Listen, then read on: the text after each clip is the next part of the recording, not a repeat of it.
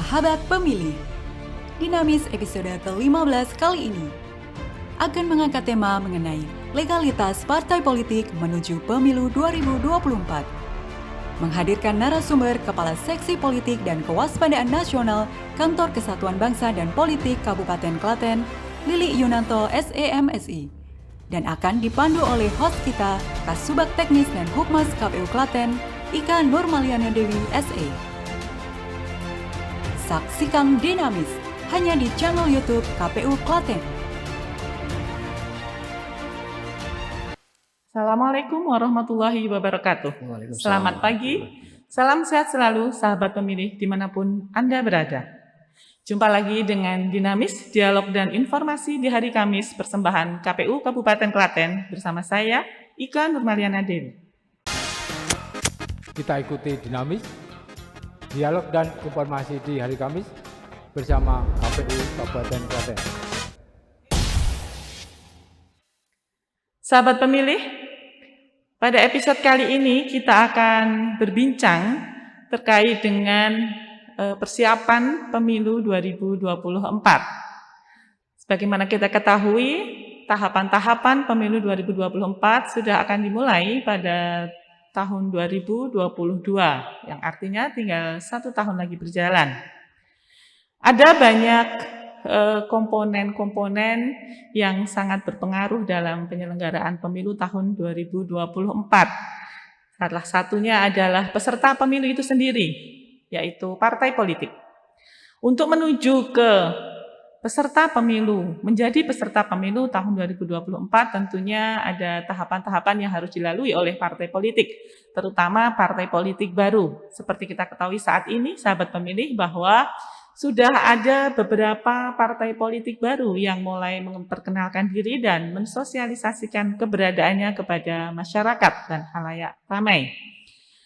Untuk membincangkan terkait dengan legalitas partai politik dalam menuju pemilu 2024, pada pagi hari ini kita akan berbincang bersama Bapak Lili Yunanto SEMSI. Beliau adalah Kabid Politik dan Keormasan pada Badan Kesbangpol Klaten. Kita sapa beliau.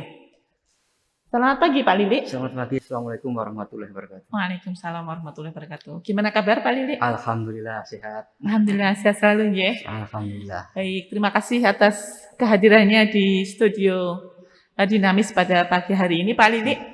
Ya, Pak Lili, panjenengan ngasto di Badan Kesatuan Bangsa dan Badan Kesatuan Bangsa dan Politik. Kabupaten Klaten. Mungkin sebelumnya bisa dijelaskan kepada sahabat pemilih, sebenarnya Badan Kesbangpol itu memiliki tugas apa saja dalam pemerintahan di Kabupaten Klaten ini, Pak? Ya, terima kasih Mbak Ika atas waktunya. Langsung saja bahwasanya Badan Kesatuan Bangsa dan Politik Kabupaten Klaten ini secara resmi menjadi badan yang sebelumnya kantor sejak mulai 15 September 2021 kemarin. Adapun tugas pokok fungsinya adalah membantu pemerintah pusat dan daerah dalam hal kesatuan bangsa, politik dan pemerintahan umum. Kesatuan bangsa dalam arti Badan Kesbangpol menjaga keutuhan negara Kesatuan Republik Indonesia NKRI, kemudian ideologi negara Pancasila, tetap mempertahankan Undang-Undang Dasar 1945 dan tetap menjaga keutuhan wilayah negara Republik Indonesia.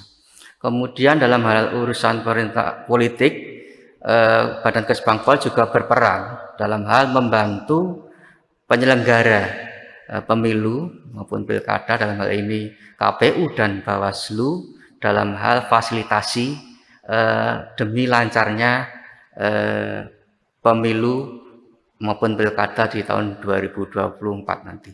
Demikian Mbak Eka. Baik, terima kasih Pak Lili. Jadi memang sahabat pemilih tadi sudah dijelaskan apa saja tugas pokok dan fungsi dari Badan Kesatuan Bangsa dan Politik Kabupaten Klaten tentang kehidupan politik dan kemasyarakatan di Kabupaten Klaten ini.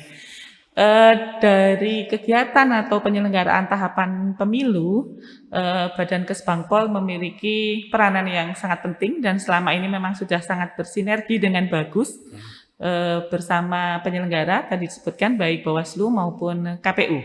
Nah, terkait dengan tadi untuk semacam pembinaan di bidang politik gitu ya Pak Lili ya.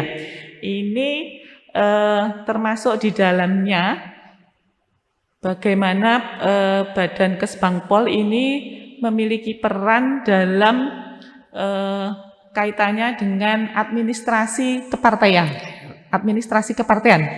Ya. Salah satunya terkait dengan bagaimana partai-partai baru yang saat ini sudah banyak bermunculan menuju pemilu 2024 ini memiliki legalitas atau badan hukum. Nah, mohon bisa dijelaskan Pak Lili untuk syarat badan hukum partai politik itu agar dia bisa memiliki badan hukum dari Kemenkumham itu apa saja Pak? Ya, jadi sesuai dengan Undang-Undang Nomor 2 Tahun 2011 perubahan atas Undang-Undang Nomor 2 Tahun 2008 tentang partai politik, bahwasanya partai politik khususnya partai politik baru yang mau ikut dalam kontestasi pemilu 2024 syaratnya adalah harus sudah berbadan hukum, dan syarat untuk mendapatkan badan hukum itu adalah harus didaftarkan ke Kementerian Hukum dan Hak Asasi Manusia. Dan kemudian dalam prosesnya untuk mencapai syarat badan hukum tersebut, maka Kemenkumham akan melakukan verifikasi kepada partai baru tersebut. Dan untuk partai baru tersebut ada persyaratan dalam undang-undang politik adalah harus terdaftar di 100% provinsi, kemudian 75% kabupaten dan 50% kecamatan di wilayah Indonesia. Dan peran Badan Kesbangpol adalah menerima pencatatan keberadaan partai politik baru tersebut dalam rangka untuk mendapatkan SK badan hukum dari Kemenkumham. Artinya ketika partai politik baru yang akan ikut dalam pemilu 2024 itu mau mendapatkan SK badan hukum, dia salah satu cara untuk mendapatkan adalah partai tersebut bisa mendaftarkan keberadaannya kepada Badan Kesbangpol. Dan dalam undang-undang politik sudah disebutkan bahwasanya syaratnya adalah menyertakan nama dan jabatan pengurus, nama partai politik, tingkat kepengurusan, kemudian SK kepengurusan, alamat kantor sekretariatan, dan surat pernyataan pengurus bahwa tidak merangkap sebagai anggota partai politik lain. Kalau syarat-syarat tersebut sudah terpenuhi, maka Badan Kesbangpol akan menerbitkan semacam surat tercatat bahwasanya partai A misalnya itu sudah tercatat di wilayah Kabupaten Klaten misalnya, kalau itu ada partai baru yang akan mencatatkan di Kabupaten Klaten. Seperti itu Mbak. Ya, jadi Badan Kesbangpol memiliki peran yang sangat strategis dalam rangka partai politik ini untuk mendapatkan legalitas atau badan hukum dari Kemenkumham ya Pak. Iya. Tadi disebutkan bahwa untuk mendapatkan legalitas itu partai politik baru harus memiliki kepengurusan di 100% provinsi seluruh Indonesia, Iya. kemudian 75% kabupaten di setiap provinsi, Iya. serta 50% kecamatan di setiap kabupaten yang tercatat. Nah, ini ternyata juga tidak mudah nih Pak. Iya. Syaratnya cukup banyak juga Iya. yang harus dipenuhi. Harus memiliki kepengurusan yang cukup merata Iya. dari tingkat pusat sampai tingkat kecamatan. Nah, tadi disebutkan bahwa Badan Kesbangpol nanti memiliki kewenangan dalam menerbitkan surat keterangan gitu ya Pak? Iya. Surat keterangan itu ketika partai politik tersebut memiliki kepengurusan di tingkat kabupaten. Ya. Jadi harus melapor keberadaannya, Iya, harus iya. melaporkan keberadaannya ke Badan Kesbangpol Iya. bahwa dia sudah memiliki kepengurusan di tingkat Kabupaten, kabupaten. iya. Oke. Nah, untuk tindak lanjut setelah dia memperoleh surat keterangan bahwa dia memiliki kepengurusan di tingkat kabupaten itu, kemudian partai politik bisa melanjutkan pembentukan di tingkat kecamatan atau bagaimana, Pak? Iya. Nanti dari dasar surat dari Badan Kesbangpol Kabupaten, maka pengurus partai politik di tingkat kabupaten itu bisa surat itu bisa dipergunakan untuk membentuk pengurus anak cabang di tingkat kecamatan. Dan itu nanti kalau sudah berkas-berkas sudah didapatkan, nanti kan dikirim ke partai politik tingkat pusat. Nah, nanti berkas-berkas itu kan diverifikasi oleh Kemenkumham untuk mendapatkan badan hukum, seperti itu. Baik.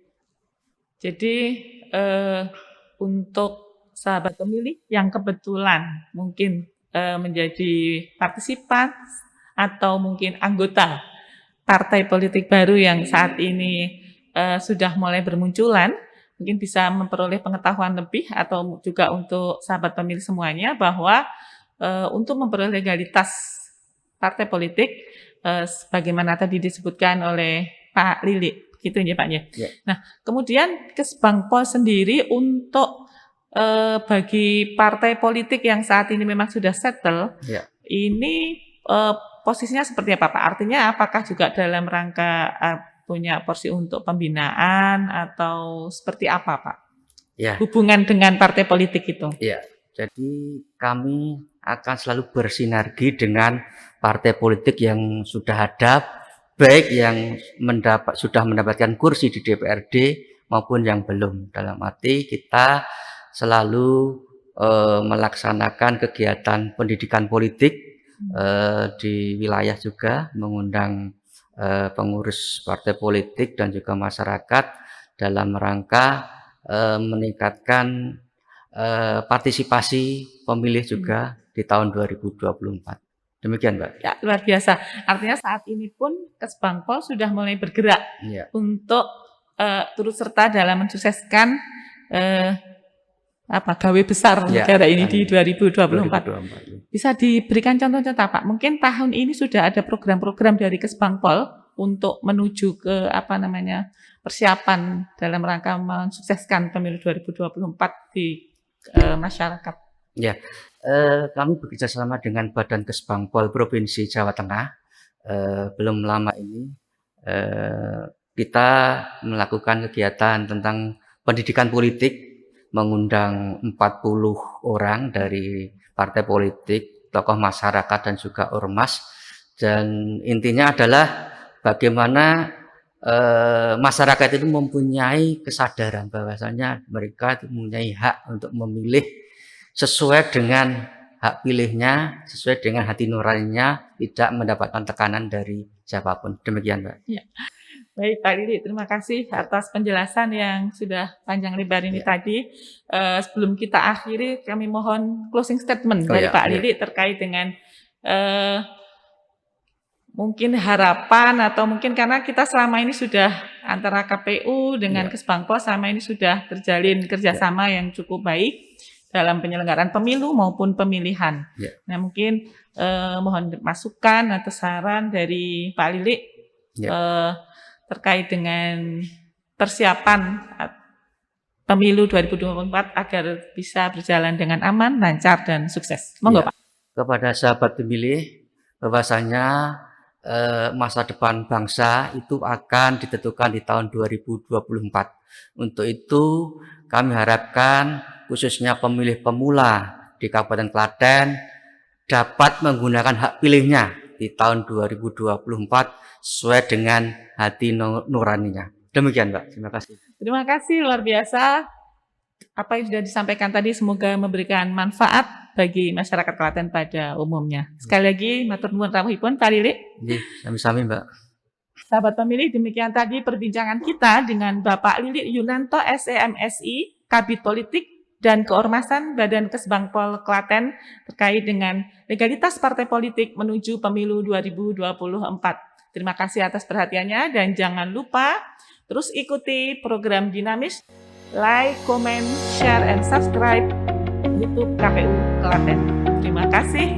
Wassalamualaikum warahmatullahi wabarakatuh.